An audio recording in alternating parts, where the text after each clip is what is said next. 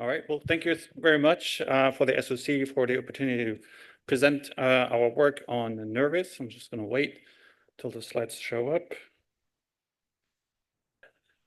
So I'm speaking on behalf of a larger team ranging from scientists, engineers, and project managers who have been working on the NIRVSS instrument over the past few years.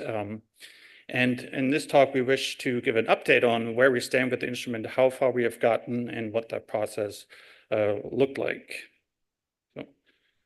It works. So before I actually go into this, just let me start off by saying that we have actually a family of NIRVSS instruments.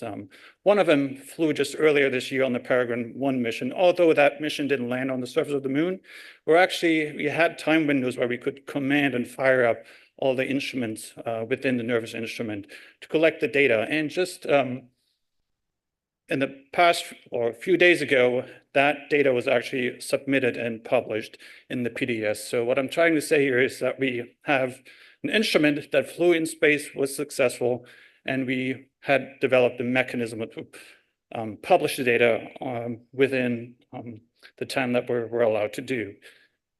Also, we have another unit that was supposed to go on a mission that was scrapped. So we're waiting for this to be remanifested on a future opportunity. So what this talk is going to be about is about the Viper version of that instrument. And essentially, we have actually two copies of it. One of them is in the Viper rover, fully integrated, and one copy that we actually can do some extra work on developing spectral libraries, testing some modes that we want to do on the surface of the moon. So with that being said, let me introduce you to the NIRVSS instrument. It's really, when we're talking about the NIRVSS instruments, really actually 4 instruments included in one. And we have a spectrometer, we do have a imager, we do have a thermal sensor, a long-wave calibration sensor, and also a lamp. And all these 4 instruments are spread out over 3 structural elements, which are shown on the bottom picture over here, where we have a bracket assembly that includes the fiber optics, the LCS, the imager, the LEDs that we can illuminate the lunar surface, and also the lamp. And to connect the spectrometer, which is shown in that box, we have a fiber optics cable bundle that will be sitting in the middle, essentially, between the 2 components.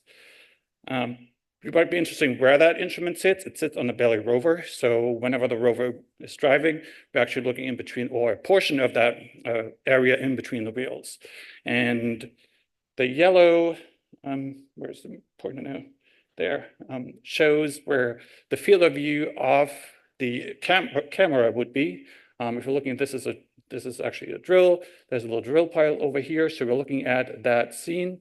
If you'd like to show where that spectrometer is looking, it's actually designed to look at that drill pile as it grows. So it's fairly in the center of that image. We'll show later. And so what it does, it's looking at the surface regolith while it's driving, while it's sitting at waypoints during the mission, and also whatever is excavated by the drill that's coming to the surface. Here's kind of like now a different view. That was the cross-section of the rover, essentially, and that is kind of like the top-down view. And what's showing in here is basically that like red box over here. That is the field of view of the AIM, the imager. That is the drill foot over here. We can barely see it, but the drill pile over here, that whole blue thing is the drill pile. And in the middle here is where the spectrometer is looking. And all those green fields are different long-wave calibration sensors to measure the temperature, essentially, within that scene. So what we have done over the past 2 or 3 years is that we have calibrated the instrument, and all of these big 3 components that we have needed to go through its individual calibration process and testing. So we have the spectrometer. You can see the tests over here. A lot of tests went into the imager because we can do a lot of things with it, and also the thermal sensors. And while we did all of this, of course, everything had to go through multiple cycles of thermal vacuum and vibrational testings. just to show you what we have, just a little bit more info on the spectrometer.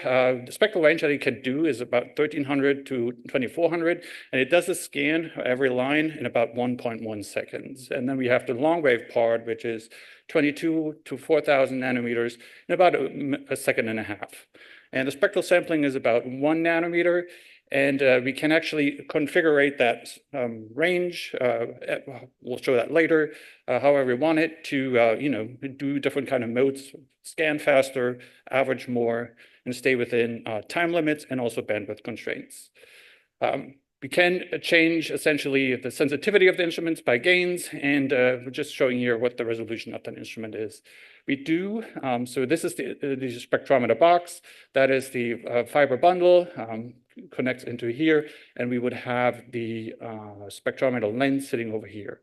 What we also have is that lamp on here, and that's to illuminate the scene on the lunar surface for the spectrometer in case the radiance of the lunar surface is low. Here, just to, I don't want you to read through all of this and memorize this, but what we really can do is we have different surface types or surface activities, rails, prospecting, drilling. And what we really can change in that spectrometer is all of that that's shown over here. The binning, the averaging, the spectral window, to, as Tony said it earlier, to respond to what the plan is in case that plan changes. We want to measure faster, want to know averages to get a better signal to noise ratio, and all these kind of things that we can change within the spectrometer. The infrared lamp, just showing here, it's blocked off. That really the important part is that's the spectral ranges of the spectrometer, and it's blocked over about 1100 nanometers. And for the reason is that we have the imager. We don't want to turn on the lamp and actually flood that scene where the imager is looking with that light, because we're interested in ambient light as well. So let's go to the imager. So it's a 4 megapixel camera. It's the lens that's over here. We have a LED bank, and what that LED bank is, it flashes up, illuminating the lunar surface. 3 minutes. 2 minutes. 3 minutes. Oh, great. And we have about 7 different LEDs ranging from 340 up to 940 that was designed in a way that we can respond to different mineralogy and compositional changes on the surface of the moon while we're basically taking an image. Resolution, with different resolutions, the biggest resolution that we have 2048 by 2048. And we can also change all of that during the mission to respond to the plan that we have or if it changes. I have to run through this really quickly now.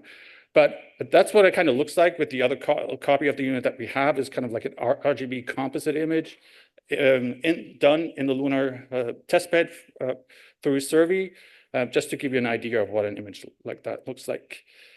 Also, the LEDs, we have different recipes defined to switch them on to what we want to do on the lunar surface, depending on what kind of objective we have. If we're looking for mineralogy changes, do we actually look for water ice, that we flash these LEDs to get different images, reflectances, and then make calculations out of that. And I'm seeing I'm at minute number 8, so I'm just gonna say in here that we can all of that change again, just because the plan might change and we want to do actually a little bit different what we had before. All of this can be changed. And the LCS, really quickly, is sitting over here, measuring the scene temperature essentially of the instrument. And we have developed a long pipeline, and the biggest thing that we have to do in terms of processing the data is actually for the imager. And there's a maze of things that we have to go through, and the important thing is it's developed and actually in Python, so it's done with an open software, and we have found a way to actually do all of this. So to summarize, an instrument that can do a lot.